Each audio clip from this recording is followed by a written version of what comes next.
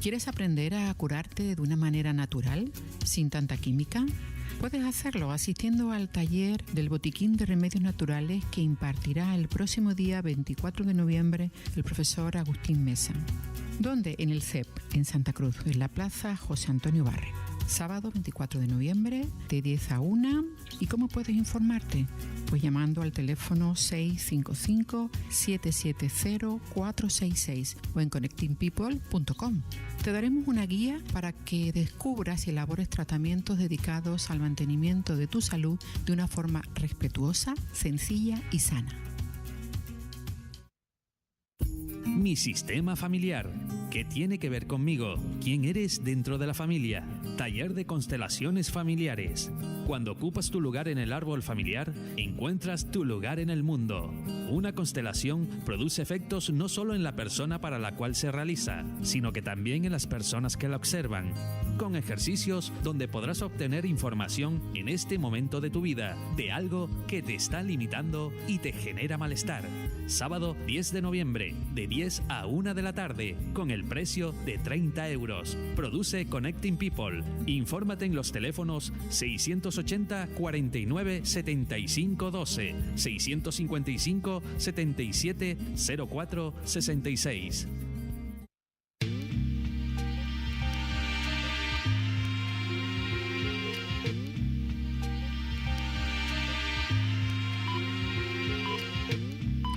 En el año que murió el rey Uzías, yo sin embargo conseguí ver a Jehová, sentado en un trono excelso y elevado, y sus faldas llenaban el templo. Había serafines de pie por encima de él, cada uno tenía 6 alas. Con 2 se cubrían el rostro, y con 2 se cubrían los pies, y con 2 volaban de acá para allá. Y este clamó a aquel y dijo: Santo, santo, santo es Jehová de los ejércitos. La plenitud de toda la tierra es su gloria.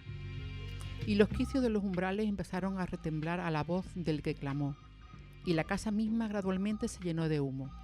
Y procedí a decir: ay de mí, pues puedo darme como reducido a silencio, porque hombre inmundo de labios soy, y en medio de un pueblo inmundo de labios moro, pues a mis ojos han visto al mismo Rey, Jehová de los ejércitos.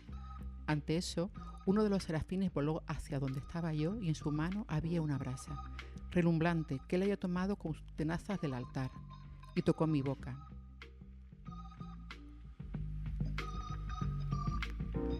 Pues buenas tardes, están ustedes en la sintonía de Gente Radio, su radio amiga, en el dial 95.6 FM, emitiendo desde el puerto de la Cruz aquí en Tenerife. Pueden oírnos también, si así lo desean, a través de la web www.genteradio.net. Cada tarde de miércoles de 6 a 7 estaremos aquí intentando hacer llegar hasta donde quiera que nos escuchen conocimientos sobre temas que nos hagan sentir mejor, curarnos, cambiar la mirada, aprender. Aquí al planeta no hemos venido a sufrir, sino a todo lo contrario. Es la hora del despertar. Y desde aquí nosotros aportamos nuestro humilde grano de arena. Pero ya se sabe, grano a grano se hace la playa. Bienvenidos. Agradecemos a José Reyes su labor callada en cada programa. Y quien les habla, Inés del Rosario. Y vamos a presentar a nuestro invitado de hoy, el doctor Mario Javier Sabán. Es doctor en Filosofía por la Universidad Complutense de Madrid, doctor en Antropología por la Universidad de Rovira y Virgilio de Tarragona, doctor en Psicología por la Universidad de Ramon Llull en Barcelona, doctor en Historia por la Universidad de Lleida, en Teología por la Universidad de Murcia y en Matemáticas también es doctor por la Universidad de Alicante y licenciado en Derecho. Autor de 14 libros sobre los orígenes judíos del cristianismo y misticismo judío. Y como no, profesor de Kabbalah. Mario, buenas tardes. Buenas tardes, ¿cómo estáis? ¿Cómo están allí en Canarias? Pues estupendamente, aquí somos las Islas Afortunadas, tú ya lo sabes. No, sí, ahí están muy afortunados siempre con el clima. Aquí en Barcelona ya hace frío, pero bueno, no hay que quejarse, el frío también es bueno. Totalmente. Oye, gracias por aceptar la invitación, como siempre, que sabemos que estás muy liadísimo. Y nos gustaría hoy hablar de este tema tan interesante de tu último libro, La Merkabah, el misterio del nombre de Dios. Pero antes voy a presentarte a la mesa, empezando por mi derecha, Rafa. Hola, Rafa. Mario, soy un admirador de tu obra y la verdad es que siempre me quedo sorprendido cuando hablo contar algo de ti sobre los 6 doctorados. Es imposible que hayas dedicado tú toda tu vida a estudiar y a investigar. Bueno, estoy aquí para colaborar en este programa y agradecerte, en este caso también a Inés y a Gente Radio. Estar aquí. Un placer. Buenas tardes. José Gilberto. Hola Mario, soy Gilberto. ¿Cómo estás, Gilberto? ¿Cómo estáis? Pues muy bien, la verdad es que hoy con muchísimas ganas de aprender mucho. Bueno, todos aprendemos en todo momento. Muy bien. Miguel Ángel. Buenas tardes, Mario. Yo ya estuve contigo la última vez. Inés me ficha siempre que vienes, no sé por qué, pero bueno. Se deja fichar. Un saludo y allá vamos. Ya, gracias. Ya tengo miedo a Inés. Está juntando a mucha gente. Tengo miedo que Inés termine creando ahí un movimiento religioso. Es un peligro. Creo que sí. Tengo un complejo de Saulo. Complejo de Saulo de Tarso. De Tarso, el mismo. ¿Y Ayose? Hola, buenas tardes. Me llamo Ayose, soy estudiante de psicología y bueno, Inés me pasó un poquitito tu trabajo y aquí estamos para aprender. Bueno, mira. Pues Muchísimas gracias a todos. Vamos a aprender un montón hoy. Pues la primera pregunta la voy a hacer yo, fíjate tú. Mario, ¿somos hijos de un Dios menor? En realidad, decir sí es complicado, porque en principio te diría que sí, pero luego habría que hacer demasiadas aclaraciones, ¿no? Porque cuando hablamos de Dios menor, quiere decir que existe un Dios mayor, y entonces se complica todo un tema, porque estaríamos hablando de un binitarismo. Y la verdad que en la época antigua, en el judaísmo, había un binitarismo. Es decir, existía realmente una especie, digamos, de doble poder, si se quiere, pero no un doble poder en el mismo nivel, sino un doble poder en niveles diferentes. Por eso me gusta mucho la idea del Dios menor. Lo que pasa es que no sé si hablar del Dios menor o el único Dios era el Dios menor, que es el Dios mensajero, ¿no? Del que muy bien ha citado el texto que estaban leyendo al principio de la presentación del programa y que aparece permanentemente en el texto bíblico. El texto bíblico es muy antropomórfico y es un antropomorfismo real. Yo creo que hay un dato para mí clave desde el punto de vista bíblico, sin hacer ni crítica histórica de la Biblia, ni tomar la Biblia como una cuestión de fe o dogmática, ¿no? Yo siempre digo que creo en la Biblia, no sé si porque la dio Dios o no la dio Dios, pero creo en el texto bíblico porque lo que para mí es muy importante es que el escriba fue honesto. Un escriba que no hubiera sido honesto, difícilmente, por ejemplo, hubiera explicado de que Sara se hubiera reído cuando Dios dijo que iba a tener un hijo, ¿no? Porque es medio blasfemo, ¿no? Viene Dios, le dice tenés un hijo y la mujer se ríe, con lo cual ya empieza como una cosa muy rara este tipo de Dios. Te podés reír tranquilamente de Dios, ¿no? Y la mujer se rió. De ahí el nombre de Isaac. Luego tienes, por ejemplo, a Rebeca, ¿no? La mujer de Isaac posterior que le va a mentir a su esposo ciego. Yo creo que el texto bíblico es real porque el escriba es muy honesto con las imperfecciones humanas, que muestra a los hombres mentir, violar, matar, hacer lo que en general en la historia lamentablemente estuvimos haciendo los seres humanos. Y en ese sentido yo no puedo negarle una autenticidad, por lo menos a la honestidad del escriba. Y claro, cuando yo ya estoy leyendo la honestidad del escriba en cuanto a la naturaleza del Dios divino, que es el Dios de la Merkabah o el Dios menor, me doy cuenta que está muy bien reflejado, muy bien explicado, ¿no? Capítulo 6 del libro de Isaías, capítulo 1 del texto de Ezequiel. Por otra parte, cuando Dios se lo lleva alguno al cielo, tranquilamente el escriba escribe que Dios bajó, cogió a Enoc y se lo llevó al cielo, y lo mismo pasó con Elías. Por lo tanto, yo creo que si algo tiene el escriba es que yo de alguna forma tendría que, la base sería la honestidad del escriba.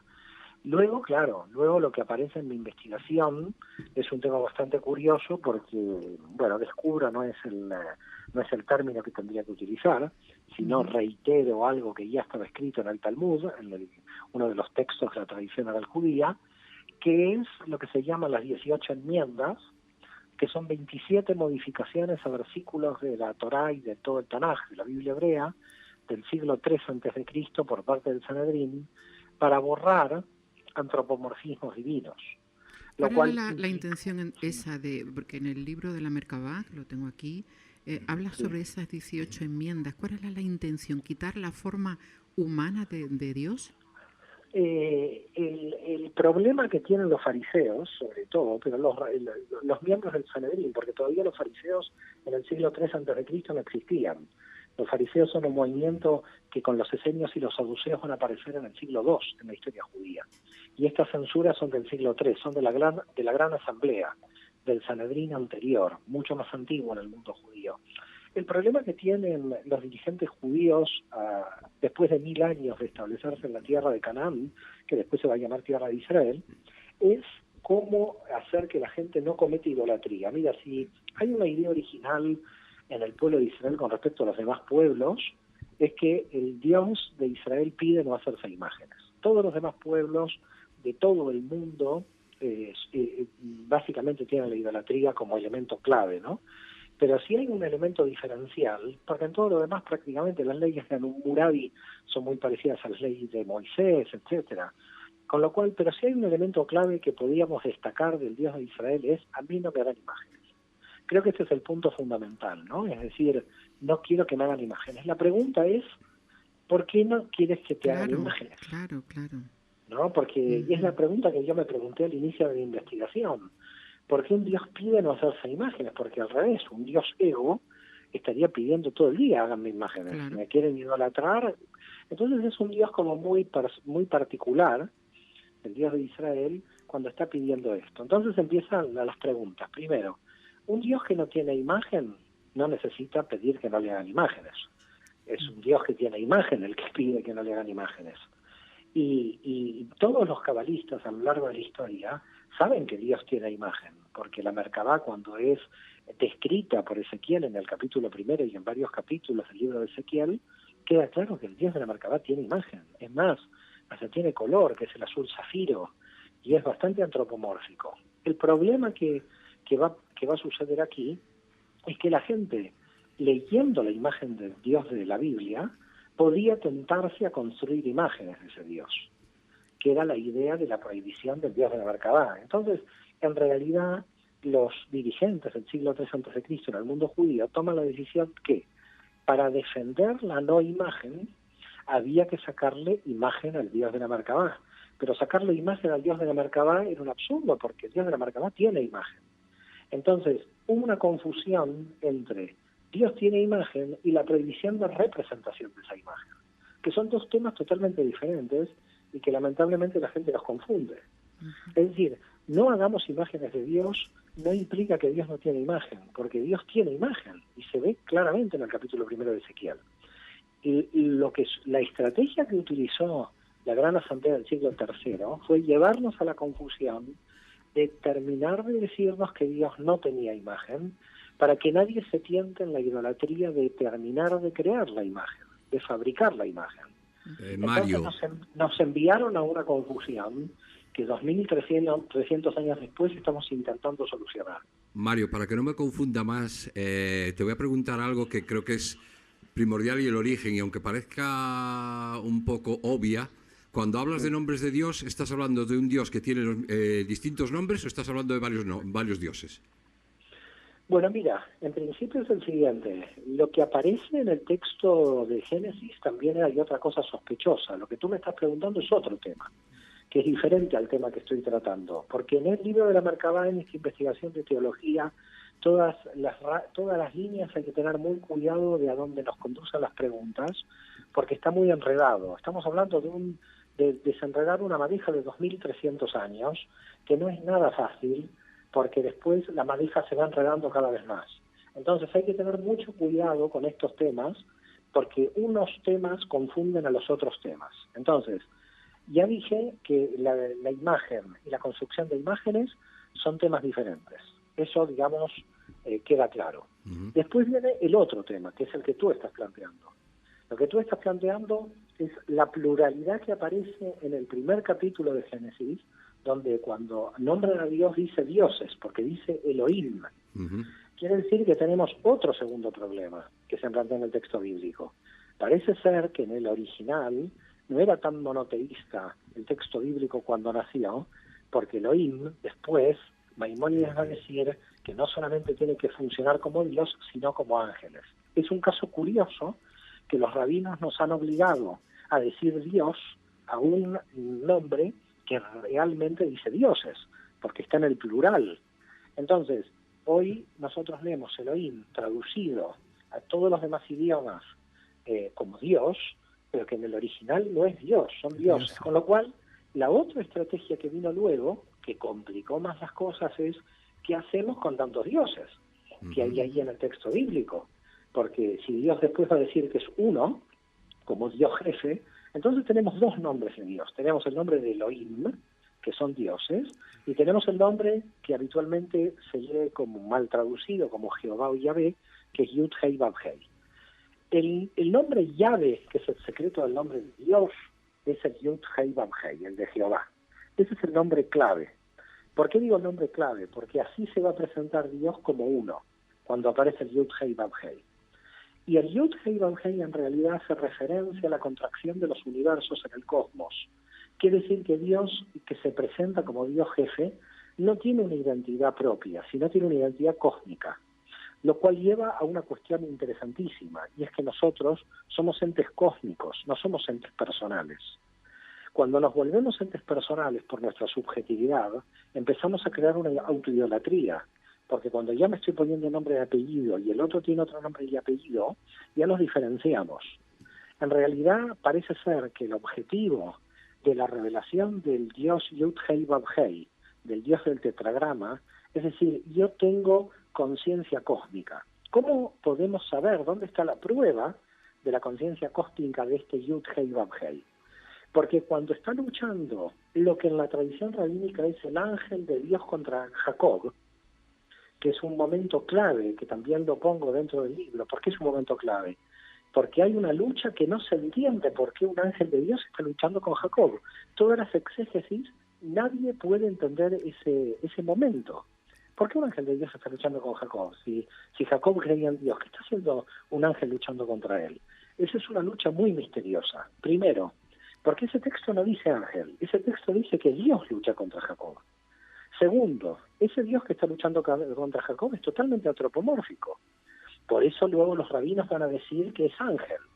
Por lo tanto, cuando aparecen los ángeles en el mundo judío, aparecen por dos necesidades. Primero, para disfrazar el politeísmo de los Elohim anterior, de los dioses anteriores, y terminar derivándolos como ángeles. Y luego, cuando aparecía el antropomorfismo divino, también decir que era un ángel el que luchaba con Jacob. Pero la cosa sigue, y es mucho más interesante y enigmática el texto bíblico. Porque cuando termina de luchar Jacob contra el ángel, que en realidad, vuelvo a reiterar, es Yud-Hei Vav-Hei, Jacob le pregunta, ¿cuál es tu nombre? Sí. Y ese ángel, o Dios mismo, Yud-Hei Vav-Hei, dice, ¿para qué quieres saber mi nombre? Es decir, yo no te voy a decir ningún nombre, porque decirte un nombre es limitarme a mi subjetividad. Lo que queda clarísimo de todos estos dioses o jefes de dioses que van apareciendo en el texto del Antiguo Testamento es que todos tienen conciencia cósmica. Nadie se quiere presentar como identidad subjetiva, como la identidad que tenemos nosotros hoy. Todos eran identidades cósmicas. Por eso los cabalistas medievales y los místicos antiguos dentro del judaísmo se dieron cuenta de esto. Y por ese motivo dijeron, claro, ahora entendemos lo que es Yud-Hei Vav-Hei. En realidad es la contracción de la energía que proviene del infinito, con el cual el Dios de la Merkabá se va a presentar así. Pero sabiendo nosotros, dicen los cabalistas, de que el Dios de la Merkabá es un Dios finito, o como decía nuestra amiga Inés, es un Dios menor, no lo podemos poner en el infinito, porque no, en el infinito no hay ninguna forma posible para definir a nadie. Por lo tanto, ¿dónde lo situamos? Lo que se llama en hebreo el universo de Briá, el universo de la creación.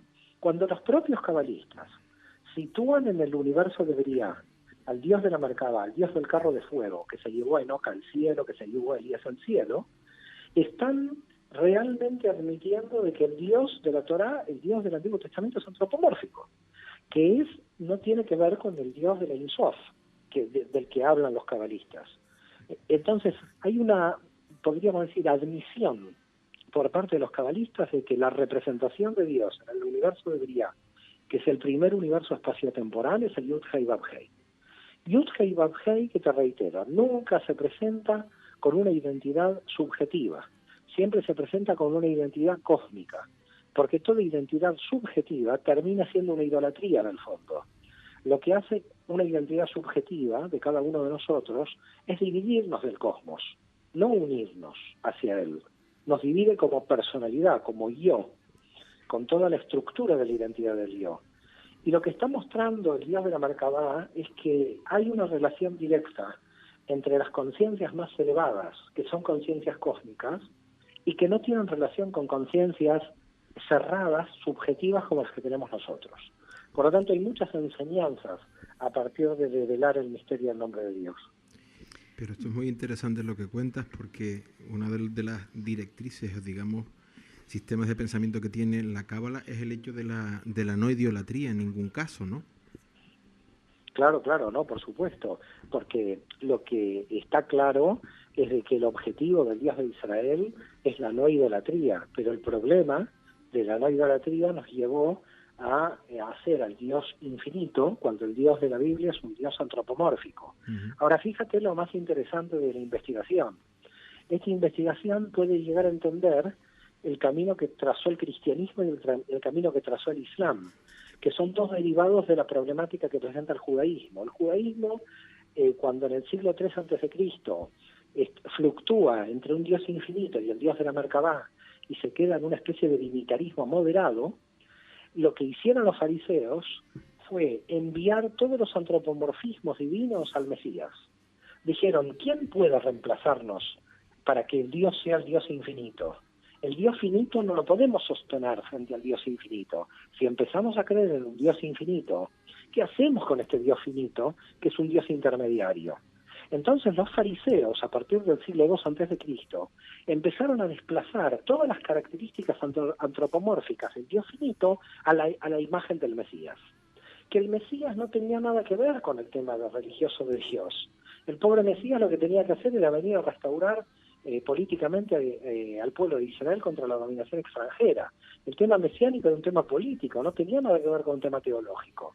Pero los fariseos, dándose cuenta que podían reemplazar al Dios finito de la Merkabah por el Mesías, hacen otra estrategia y envían a todos los antropomorfismos divinos del texto al Mesías, lo cual representa un problema terrible a nivel de lo que es el Mesías que esperaba el pueblo de Israel.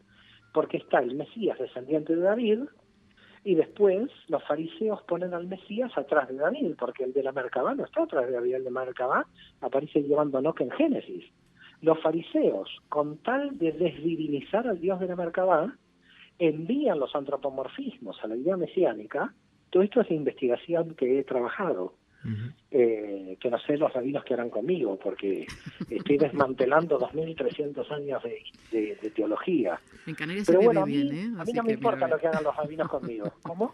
Que se vive bien en Canarias. Mira, a ver si te vienes de Barcelona y para me parece que voy a tener, me parece que en la isla del Hierro, no sé dónde voy a alguna de esas. No sé dónde voy a terminar, Sí. pero en Barcelona... Ahí no vayas, que haces 5 tesis más. No sé, no. Más que hacer tesis, esta va a ser difícil defenderla, porque esto tiene implicancias terribles para el pensamiento occidental, esta investigación, porque parece que empieza por teología judía y ahora te voy a terminar en el problema que presenta la tesis, porque después la consecuencia es que se entiende qué hizo el cristianismo y qué hizo el islam. Voy a tratar de darles la secuencia del problema. Los fariseos en el siglo II a.C., entonces, sigo con el análisis, desvían los antropomorfismos al Mesías. Crean un problema terrible con el Mesías, porque la gente ni se entera de lo que es el Mesías. Todo el mundo sabía que el Mesías venía a salvar a Israel del Imperio Romano o de cualquier dominación extranjera posible. Era un tema totalmente histórico. Lo desviaron al tema religioso, lo complicaron terriblemente, porque el Dios de la Merkabah con el Mesías son dos cosas totalmente diferentes, pero lo mezclaron, con lo cual crearon mucha más confusión. Cuando vino el movimiento de los judíos que seguían a Jesús como el Mesías, ¿cómo no lo van a divinizar a Jesús como el Mesías? Si en realidad los fariseos 2 siglos antes habían enviado todos los antropomorfismos del Dios de la Merkabah al Mesías. En realidad, los cristianos no van a divinizar a Jesús por influencia pagana. los cristianos van a divinizar a Jesús también por la tradición judía. Encima. Por el problema que plantean los fariseos. No sé si me están siguiendo. Sí, totalmente. Pero espera, Mario, me gustaría hacer una pequeña recopilación de lo que hemos hablado hasta ahora para entenderlo más claramente antes de entrar en el Mesías, si te parece. La imagen que, bueno, te diré que esto lo he pensado yo. La primera vez que leí la Biblia, yo tenía la sensación, esto es una historia actual, me corrige, como que nos había creado alguien que a su vez había sido creado.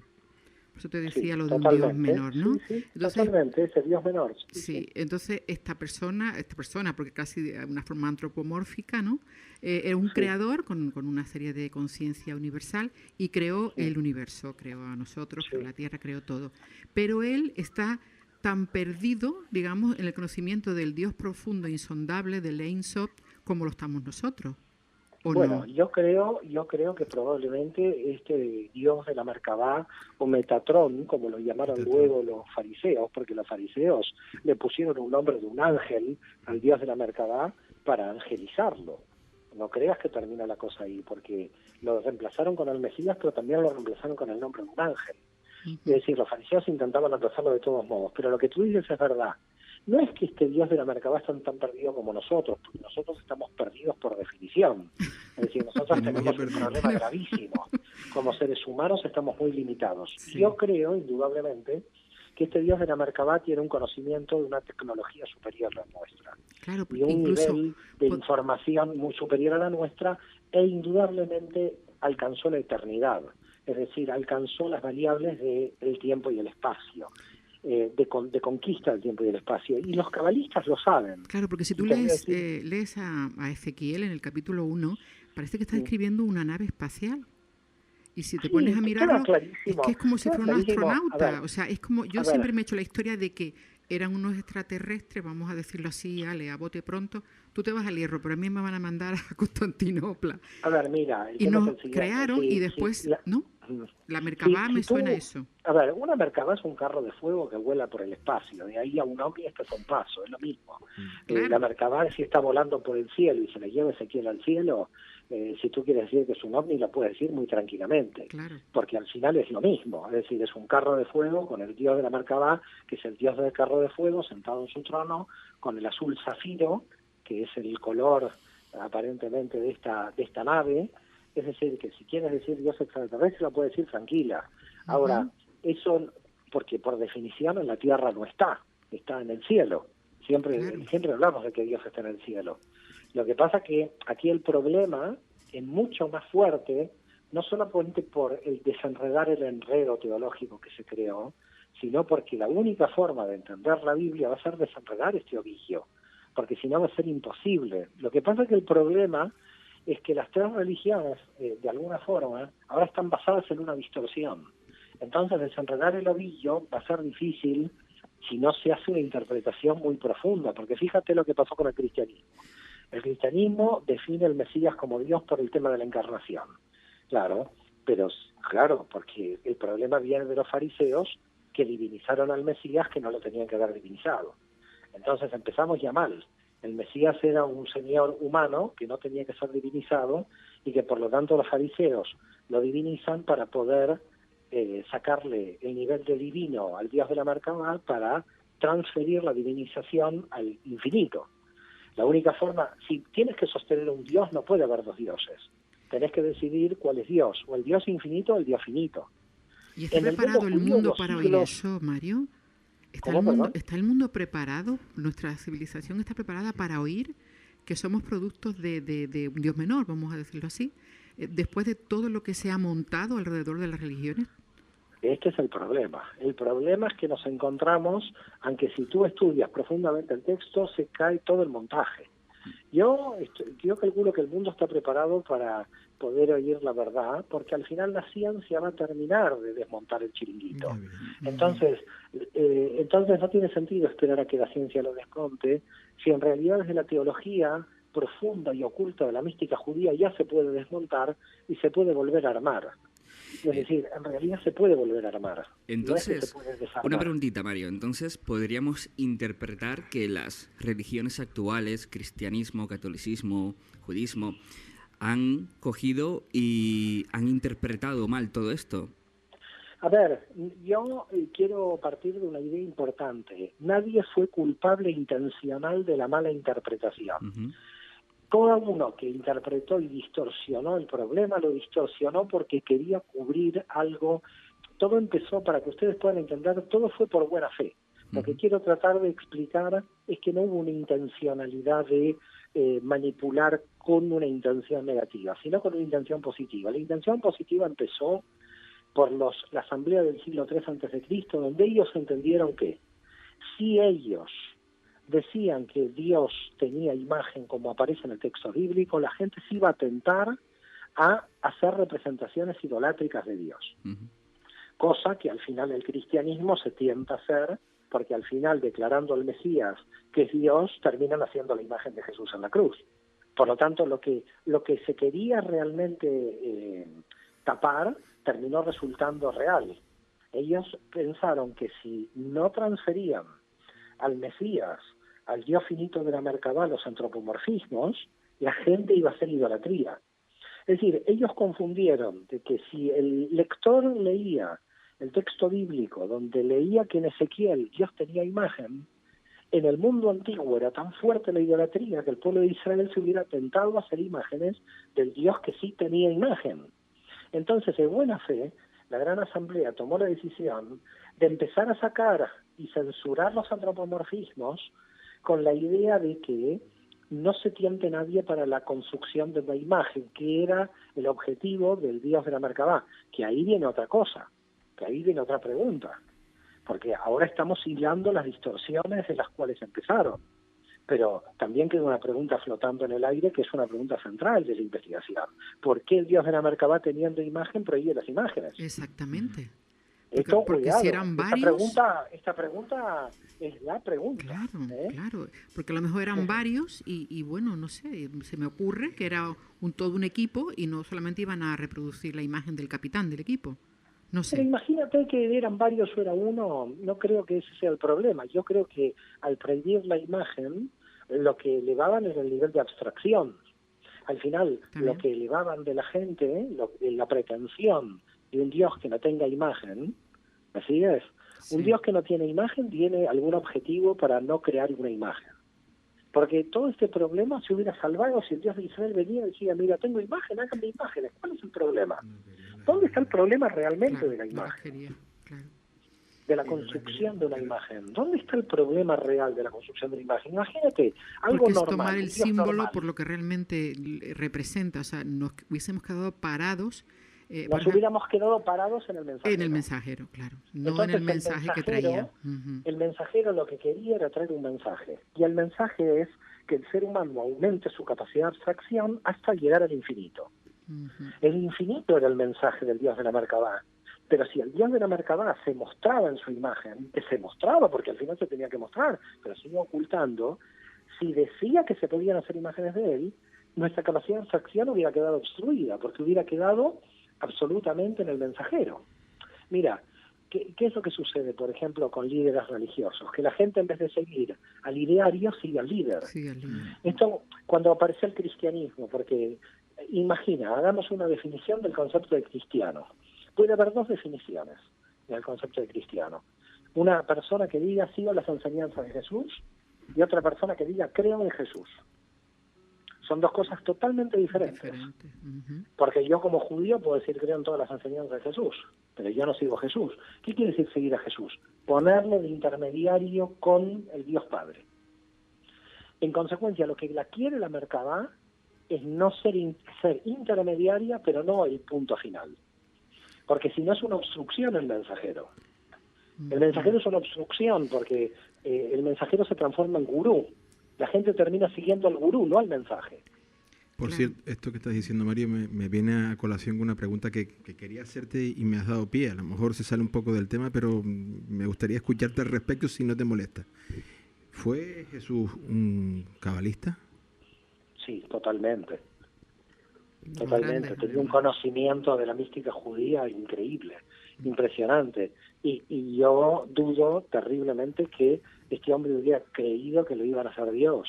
Exacto. ¿Y Siendo cómo casa? judío, Exacto. siendo un rabino humilde, yo te doy, y además ningún Mesías, si se hubiera proclamado un Mesías, como dicen los textos, hipotéticamente, suponiendo de que Jesús dijo soy el Mesías, en la mente de un judío jamás hubiera entrado la divinización. Claro, y entonces ¿cómo casa lo que justamente esto que me estás contestando con respecto a lo que estás diciendo? ¿Cómo se ha fundado una religión, un cristianismo? Por lo de Saulo. Exacto, pero Saulo. fueron Claro, porque ahí aparece Saulo de Tarso. Exacto. Saulo de Tarso es el que dice hay que creer en Cristo. Y fíjate que Saulo de Tarso no cita en ninguna de sus cartas enseñanzas de Jesús. Entonces, Saulo de Tarso jamás en ninguna de sus cartas vas a leer que dice Jesús dijo. Jamás. Entonces Él podemos... dice hay que creer en Cristo, dice él. Es diferente Saulo. Saulo sí quiere que tengas a Cristo como intermediario, porque lo que quiere Saulo, que tiene otro objetivo que enreda más las cosas, es que los gentiles que vienen del mundo pagano idolatrando ídolos, él sabe que no pueden llegar a la abstracción del Dios de Israel y entiende que el Mesías puede ser intermediario al Dios Padre. En realidad pone otro intermediario más en el medio, pero que los fariseos ya se lo habían servido en bandeja a Pablo, porque ya estaban los fariseos haciendo transferencia de los antropomorfismos del Dios de la Merkabah al Mesías. Entonces estamos de acuerdo en que el cristianismo como tal no deja de ser sino nada más que un ídolo de barro, se ha creado una realidad que no obedece al origen. El cristianismo es el objetivo de un judío que se llama Saulo de Tarso. Exacto. Para expandir el judaísmo en medios idólatras que no pueden entenderlo si no tienen un Mesías físico de intermediario. Claro, y los dos en el hierro, ya te lo digo. La fundación, digamos, del catolicismo apostólico y romano 3 o 4 siglos después también estaba... Eso ya... Con la iglesia hemos topado, amigo Sancho. No, eso ya estamos hablando Mario, de otra historia, de una unión con el imperio, ahí ya se nos escapa. Acá todavía estamos en la Génesis. En la Génesis, sí. Y en la propia Génesis, Pablo está realizando un cambio importante que lo tenemos claro en el texto. Primero, vuelvo a reiterarte, Pablo no cita ninguna enseñanza de Jesús, no dice Jesús lo dijo. Para Pablo, Cristo es el intermediario con el Dios Padre, y para Pablo los gentiles se pueden salvar a través del Mesías y llegar a Dios. La función del Mesías en Pablo no tiene nada que ver con las enseñanzas de Jesús. Okay. Son objetivos totalmente diferentes. Mario, a mí se me plantea, si esto es así, yo sé que esto es así, este Dios de la Merkabah no influye en este universo, ¿o sí? Porque cuando rezamos, ¿qué hacemos realmente cuando rezamos? Cuando le pedimos a Dios que nos toque la lotería, o yo qué sé, mil cosas. ¿Cómo Mira, cuando rezamos esto? ya no sé lo que hacemos, porque cuando dos ejércitos en Europa en el siglo III se rezaban por ganar la misma batalla, es un Dios que por quién va a tomar partido. Es de locos lo que hacemos los seres humanos con Dios. Tú me estás preguntando antropológicamente lo que estamos haciendo con Dios, pero bueno, una cosa es Dios y lo que hacemos con Él. Tefilá en hebreo proviene de transformación personal. Si el rezo te cambia a ti, ya logró. Dios no tiene nada que ver con el rezo de la persona. Dios no estuvo en el universo de Malhut, en la Sefirot de Malhut, para nada. Sí? A ver, yo pienso que el Dios de la Merkabah, tal como los cabalistas lo describen, opera en Asia y en Sirá y Briá, opera en el espacio-tiempo.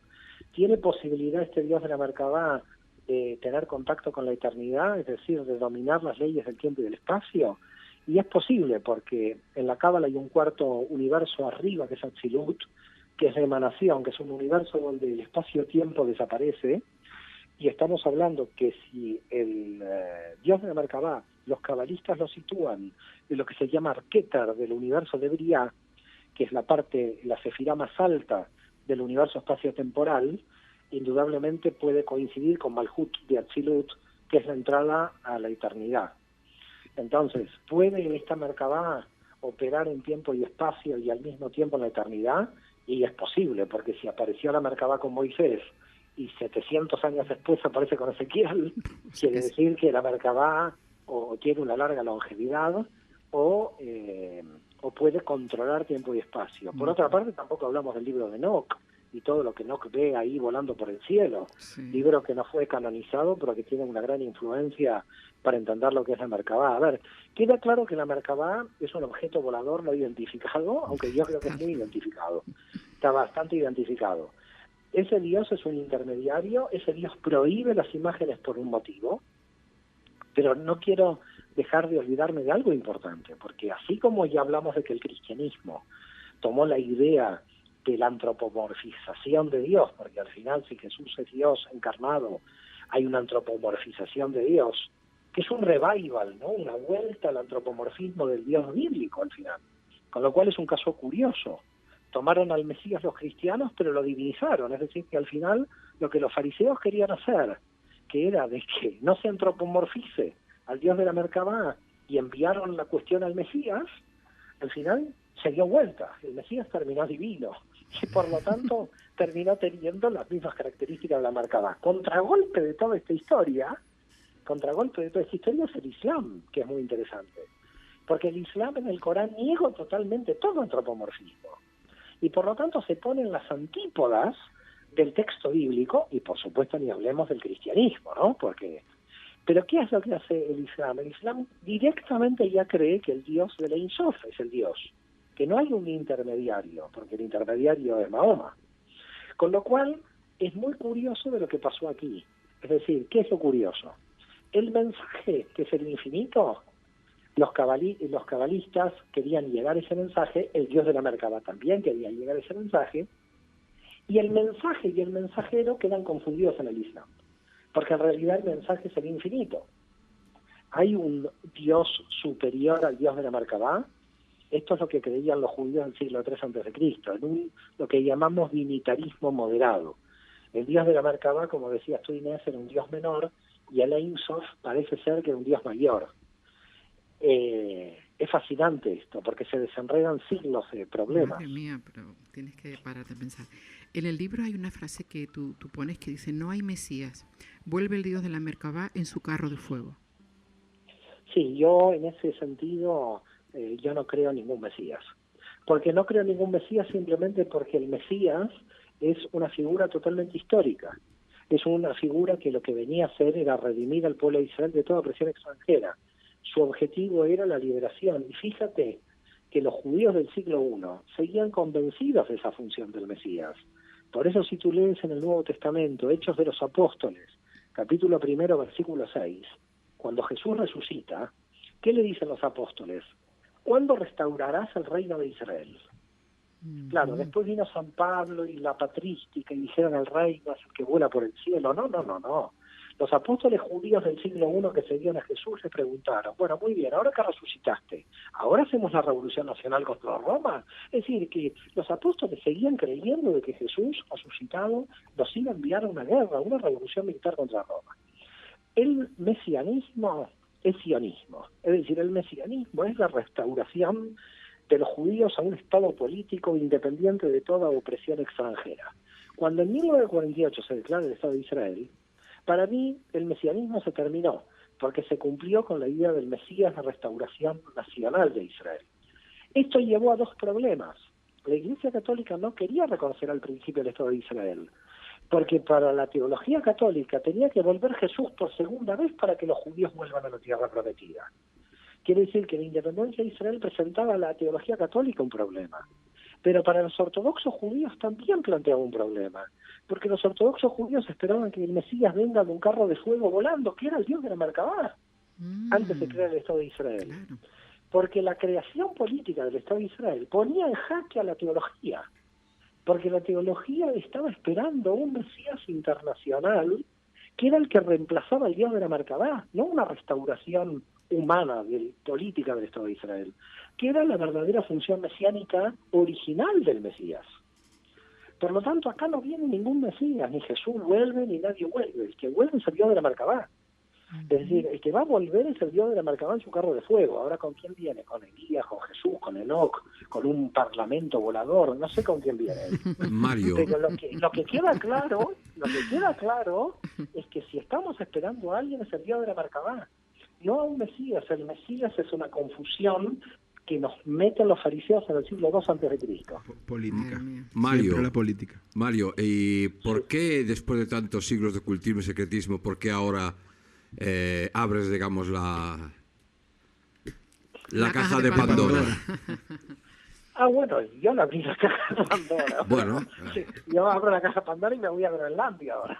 El hierro. Quedamos en el hierro, que era más atractivo y más tranquilo. Yo no sé por qué se abre ahora, no tengo la más remota idea. Yo no sé si también la gente tiene... Mira, para abrir esta caja de Pandora, lo más importante es que no hay que tener ninguna autoridad. Si yo estaría hoy en alguna jerarquía religiosa, yo no podría abrir la caja de Pandora porque viviría económicamente de ahí. Es decir, que si yo sería rabino de una comunidad o clérigo, como me paga la comunidad, yo esta caja de Pandora la puedo abrir porque soy autónomo. La única forma de abrir esta caja de Pandora es no depender de ninguna institución. Si tú dependes de una institución, no se puede abrir ninguna caja de Pandora.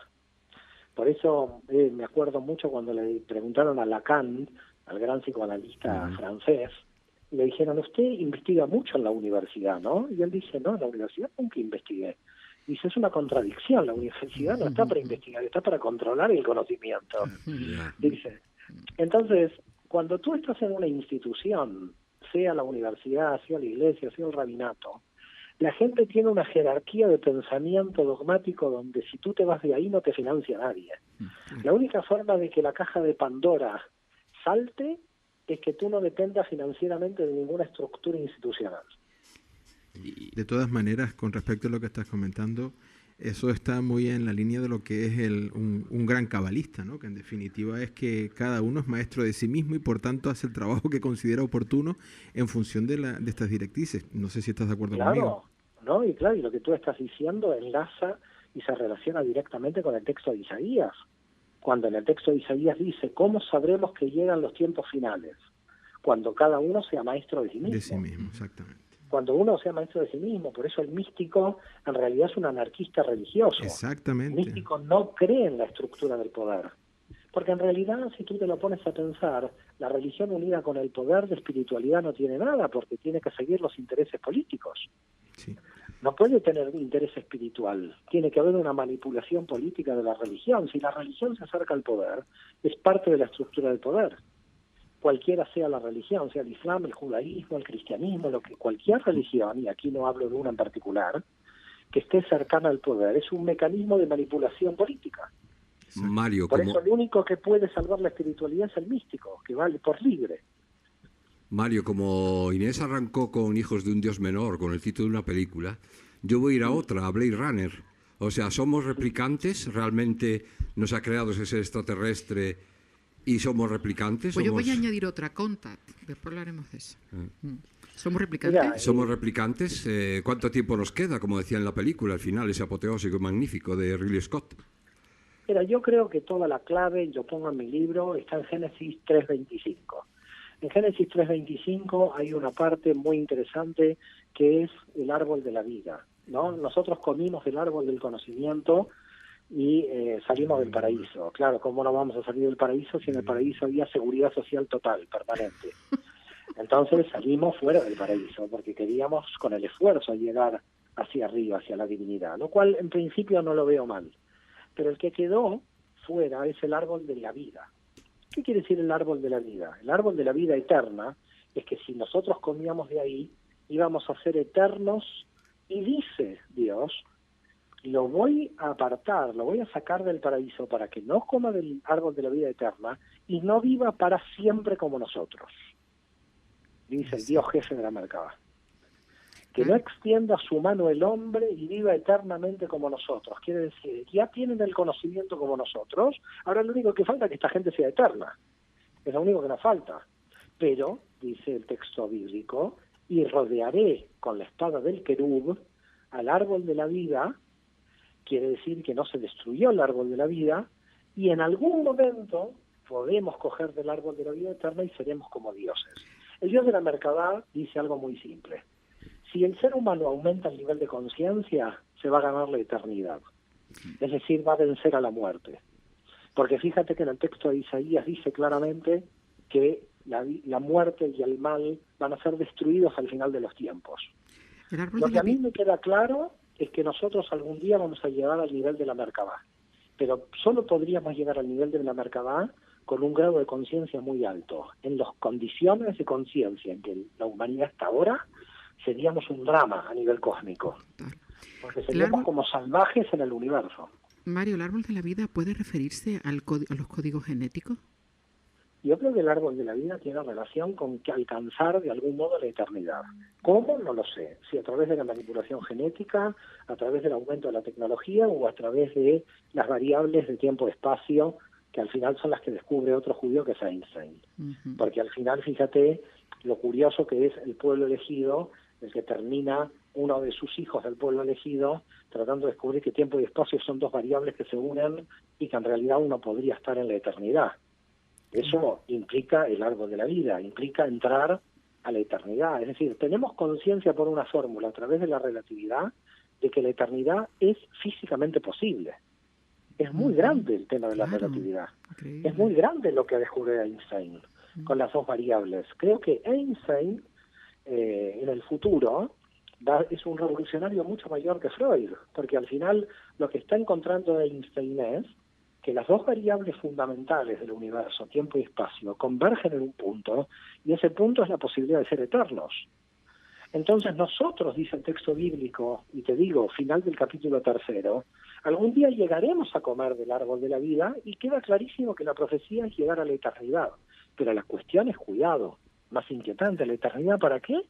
Si ahora con la poca vida que tenemos no sabemos qué hacer con la vida que tenemos. Digo yo también. María, una preguntita. Entonces es que no tiene ningún sentido llegar a la eternidad. A mí me das la eternidad y ¿qué hago? Si no sé qué hacer en 100 años. Hay gente que a los 80 ya están mirando solo la tele hasta los 105 que se mueren. Pero hay tanto que estudiar. Aquí aparece otro problema. La medicina avanza para que el ser humano tenga más vida. ¿Y más vida para qué?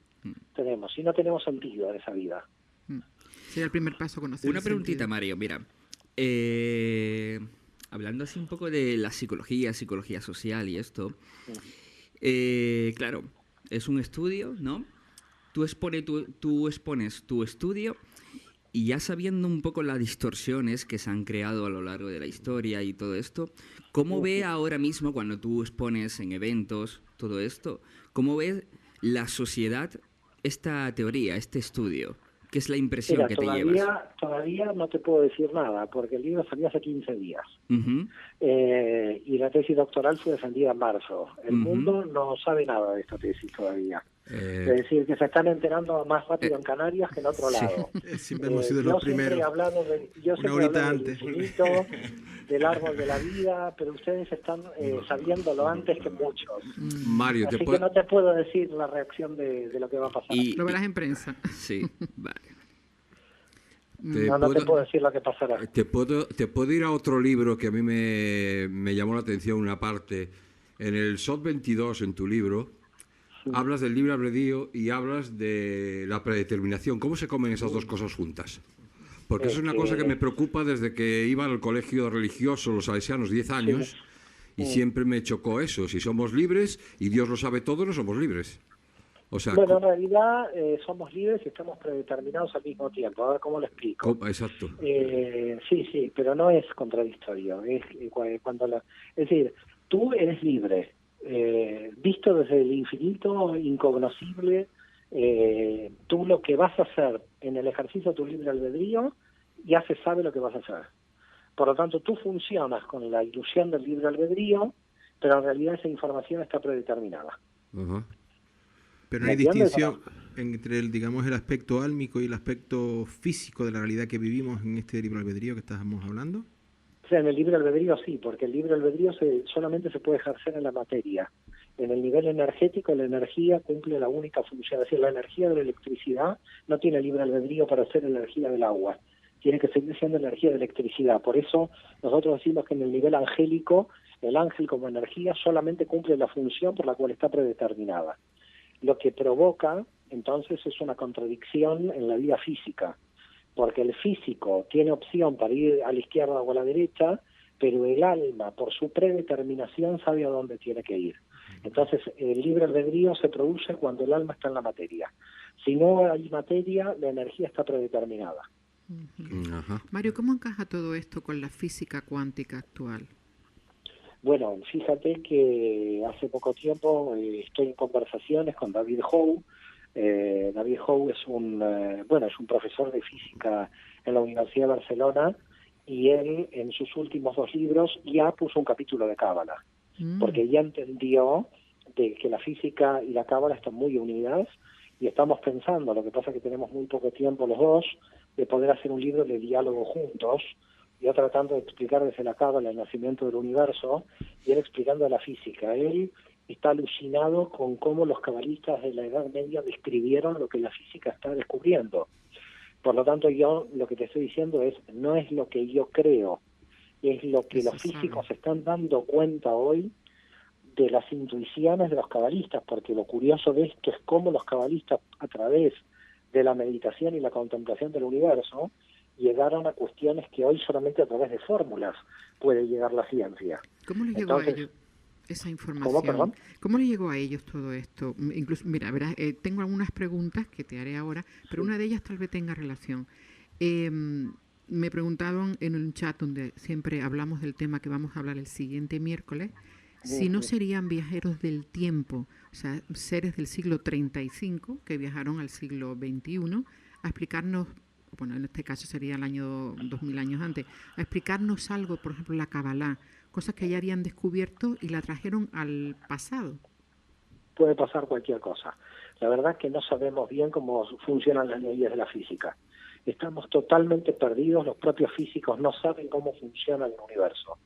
El 70% es materia oscura y el 23% es energía oscura. Los físicos solo conocen el 7% del universo, no entendemos nada. No entendemos cómo, dicen los físicos, ellos mismos dicen, no entienden cómo los fotones van más rápido que la velocidad de la luz. Hay un tipo de energía que no la conocemos. El universo es más misterioso de lo que creíamos. Tiene un misterio increíble, con lo cual realmente cuando los cabalistas dicen tenemos que llegar a entender que nosotros no existimos, esa es la verdad, nosotros no existimos. Nosotros somos una frecuencia en el universo nada más que nos hemos materializado. Pero es que nosotros somos tan soberbios que creemos que existimos. Esto es lo más gracioso que tenemos nosotros. Lo que te iba a nosotros realmente no existimos. Lo que existen son puntos de vibraciones. Estamos vibrando en todo momento. El día que entendamos realmente cómo funciona, lo que pasa es que la revolución será terrible, mental. Total, porque es como explicarle a tu bisabuela lo que es el GPS. Es que no nos entrará en la cabeza lo que es realmente la realidad enigmática que está descubriendo la física. Justamente tenía inquietud porque me quitó la pregunta que tenía en mente, me la quitó Inés. Y es un poco qué es lo que piensa la cábala o qué es lo que gestiona con respecto a otras corrientes espirituales. Hablan del mundo, la ilusión, Maya. Lo que estás comentando en definitiva, que somos vibración, la teoría del principio holográfico, las teorías de cuerdas, están hablando justamente eso que tú estás diciendo. La cábala... Claro, pero yo creo que hay una diferencia. Sí. Yo nunca he visto, claro que yo no conozco tan profundamente otras espiritualidades y por lo tanto, como ignoro otras espiritualidades, lo que nunca he visto es tanta cantidad de información y de tipos fórmulas y de estructuras como en la cábala, es decir, para que te des una idea.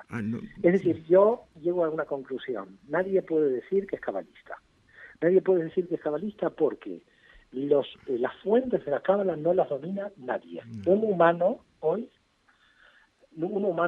no puede dominar las fuentes de la cábala. Te voy a dar más o menos un ejemplo. Yo estoy leyendo las obras completas de Isaac Luria. Estoy en el volumen 1. Cada día más o menos leo 3 páginas para entender algo, de las cuales cuando no entiendo tengo que volver a releerlas, claro. Son 15 volúmenes, los volúmenes de Isaac Luria que él no quiso escribir, que fue la tradición oral que copió Jaime Vital. A eso tú súmale los 18 volúmenes de análisis de Cordovero al Zohar. A eso agrégale los 30 volúmenes del Zohar, ya no sigo. No hay posibilidad en una vida humana de estudiarlo, no hay, lo sé. No, el problema que yo creo que se tendría que hacer realmente, si uno quiere avanzar en serio en todo esto, y no sé en qué parte del mundo alguien podría llegar a financiar un tamaña cuestión, es que tendría que haber 20 o 30 personas, cada uno estudiando de alguna manera, porque esto no es para una persona, la cábala no pertenece a una persona, esto no lo puede lograr una sola persona, no, estamos hablando de niveles y niveles de conciencia que cuando además los aumentas en los niveles de conciencia, cuando yo creo que estoy anclado en un nivel de conciencia, después viene el otro problema. ¿Cómo explico cuando anclé en ese nivel de conciencia? ¿Cómo bajo? No tengo lenguaje, me doy cuenta que no puedo bajar. Claro. Porque el problema de la cábala es que ya te anclaste ahí, porque dice la cábala que la energía es registrable pero no comunicable. Entonces, encuentras un anclaje de comprensión. Entendí las 3 páginas de Luria, suponte, ¿no? Como anclaje de comprensión. Luego no sé cómo dar la lección en la clase. Lo acabas no sé cómo de decir, explicarle a tu abuela el GPS, es que es eso. Claro, ahí está el tema. Entonces, cuando lo bajas, te das cuenta que te falta lenguaje. Con lo cual vuelve a aparecer otro problema. El lenguaje es un instrumento muy limitado en el que tenemos para poder explicar anclajes de niveles superiores. Por eso al final terminas haciendo física y matemática, porque no, las sociales tienen el problema de la limitación del lenguaje. Las ciencias sociales tienen un gran problema, que es la limitación de los instrumentos. Tienes que sintetizar en fórmulas los instrumentos para darles anclaje en niveles superiores. Tipo conocimiento simbólico. Eso te lo da la simbólico. física y la matemática. ¿Cómo? Digo, tipo un conocimiento, digamos, simbólico, que sea, digamos, más fácil de transmitir, que no a través del lenguaje. Por eso los cabalistas se dieron cuenta de eso y empezaron a utilizar el hebreo como lenguaje simbólico. Ya no lo utilizaron como constructores de palabras, porque dijeron, si vamos a construir las palabras, nos vamos a quedar en las limitaciones del lenguaje. En ese sentido, el genio de eso fue Bulafia, cuando dijo hay que empezar a hacer números, numerología con las letras hebreas y además utilizarlas como símbolos. Hay que buscar arquetipos en las letras, no poner las letras en el lenguaje que me limitan. Hay que abrirme los arquetipos que me dan anclajes en los universos superiores como fórmulas matemáticas. Empezaron a utilizar el hebreo como fórmula matemática para entender los anclajes superiores. Sí. Bueno, no las sé, letras toda hebreas, locura total, las todo letras para una hebreas. entrevista la gente va a terminar como loca. Y no sé, yo creo que No, yo creo que no, que van a después pedir de una más. hora, pobre Porque gente, lo de ¿no? las No sé. letras hebreas, hay una pregunta que es que tengo en el chat que tengo que hacer antes de irme. Mario, según la Kabbalah, cuando morimos, ¿debemos quemarnos o enterrarnos? ¿Cuándo morimos? ¿Qué es Pues, esa palabra? me imagino que El la cuerpo forma físico. física. La pregunta vendrá por ahí, porque a la en forma realidad física. tendríamos que decir cuando nacemos, porque Claro. muertos ya estamos. También es verdad. El problema Cuando de la gente dejamos es de que vibrar, está muerta. digamos. Cuando El perdemos problema la de la gente es que vibración. no sabe que está muerta. ¿Y qué hacemos con esos muertos? ¿Los quemamos o los enterramos? Yo digo, pobre gente, cree que está viva. Sí, creo.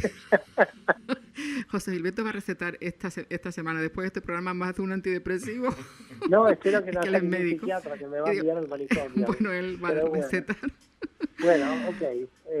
¿Qué hacemos A con ver, esta pregunta? En realidad el cambio entre el estado físico y el estado energético, que en realidad es lo mismo, porque el estado físico hace que nos limitemos a la percepción física y no energética. En definitiva, para la cábala, las almas del otro lado ven más. Yo, con respecto a ser cremado o ser enterrado, yo me enterraré porque sigo la tradición judía. Pero ser enterrado o ser quemado para mí no cambian nada. No cambian nada porque en el fondo, como vamos a rotar y volvemos a reencarnar en otra materia diferente, entonces para mí no me cambia. Sí, los que toman literalmente la cuestión de la resurrección física, ponen el grito en el cielo de que tenemos que ser enterrados. Yo, por costumbre religiosa mía y por esa tradición, me enterraré, pero no necesariamente porque crea de que hay una diferencia entre ser enterrado y ser quemado. Perfecto. Lo que sí queda claro es que aquellas personas que llevan el nivel de conciencia a los niveles que llamamos en el árbol de la vida de Jochma pueden percibir almas del otro lado porque de alguna manera se han entrenado en esa desmaterialización, ¿no? Es decir, que a través de los sueños mucha gente a veces percibe esos niveles. Y a veces de los sueños, a veces de A visualizaciones veces también. casi en vivo y en directo, sí. Nos queda nada, un minuto apenas. ¿Alguna pregunta que ustedes quieran hacer, Mario? Aunque le volveremos a convocar Bueno, para las letras hebreas, eso tenemos que... fue muy apropiado esto último porque estamos en difuntos, los día, muertos y todo exactamente. esto, Creo que por ahí lo viene. anglosajón Halloween que hemos Sí, importado sí, sí. desgraciadamente. No, en España fiesta siempre fiesta, da igual de dónde venga. Nada, solo saludarte y muchas gracias de este muerto viviente que soy yo, Miguel San Martín.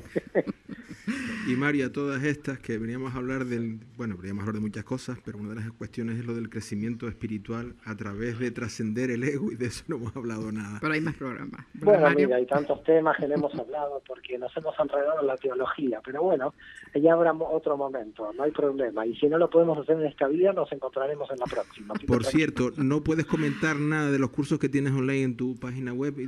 Sí, Bueno, sí, hay por muchos. favor.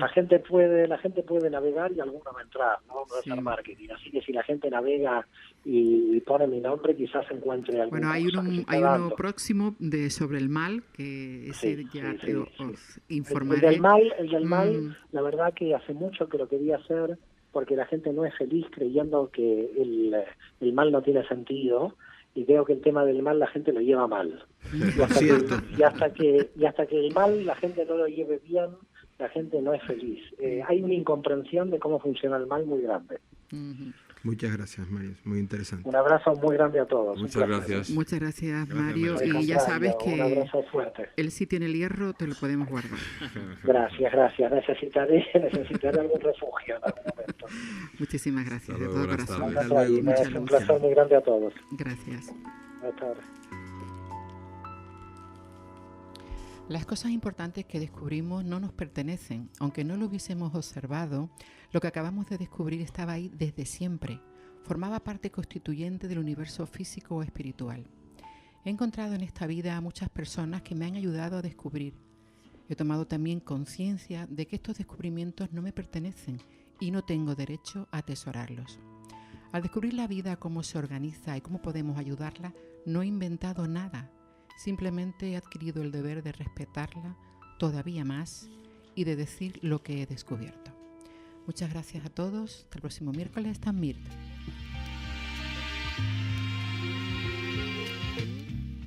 Mi sistema familiar. ¿Qué tiene que ver conmigo? ¿Quién eres dentro de la familia? Taller de constelaciones familiares. Cuando ocupas tu lugar en el árbol familiar, encuentras tu lugar en el mundo.